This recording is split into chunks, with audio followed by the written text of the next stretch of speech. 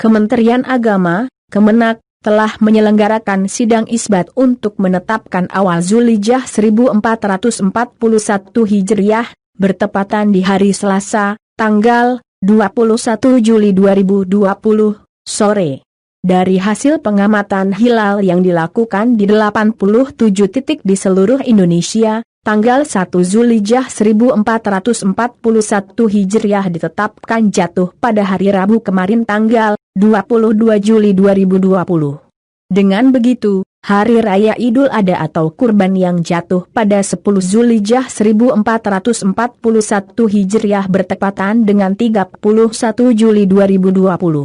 Terkait pelaksanaan Salat Idul Adha, Kemenak menyatakan, masyarakat dapat melaksanakannya dengan tetap melaksanakan protokol kesehatan untuk mencegah penularan virus corona.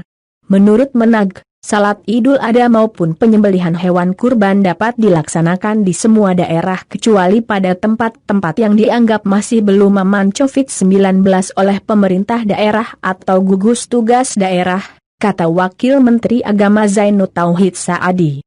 Pernyataan ini didasarkan pada Surat Edaran Nomor 18 Tahun 2020. Dalam surat edaran tersebut, Menteri Agama Fakrul Razi memberlakukan sejumlah protokol atau aturan yang harus dilakukan dalam pelaksanaan ibadah Salat Idul Adha dan penyembelihan hewan kurban serta distribusinya pada masa pandemi ini. Pelaksanaan Salat Idul Adha dan penyembelihan hewan kurban juga harus memperhatikan protokol kesehatan dan berkoordinasi dengan pemerintah daerah setempat, lanjut Zainud.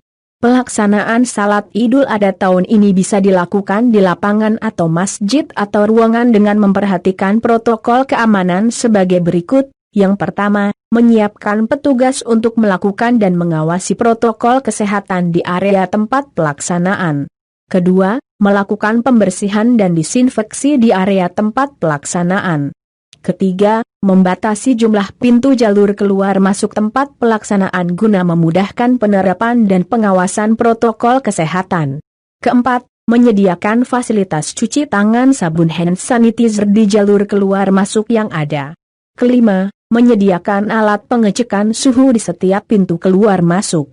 Jika ada jemaah memiliki suhu 37,5 derajat Celcius atau lebih tinggi, dan dilakukan 2 kali pemeriksaan dengan jeda 5 menit hasilnya masih sama, maka jemaah tersebut dilarang memasuki area pelaksanaan. Keenam, menerapkan pembatasan jarak, minimal 1 meter, dengan memberi tanda khusus. Ketujuh, mempersingkat pelaksanaan salat dan khutbah Idul Adha tanpa mengurangi syarat dan rukunnya. Kedelapan, tidak mewadahi sumbangan jemaah dengan mengedarkan kotak, karena akan terjadi perpindahan tangan dan rawan penularan virus. Kesembilan, penyelenggara menyampaikan imbauan pada masyarakat tentang protokol kesehatan yang berlaku untuk mengikuti kegiatan Salat Idul Adha, meliputi, pertama, jemaah harus dalam sehat. Kedua, membawa sajadah atau alas salat masing-masing. Ketiga, memakai masker sejak keluar rumah hingga selama berada di lokasi sholat. Keempat, menjaga kebersihan tangan dengan sering cuci tangan dengan sabun atau hand sanitizer.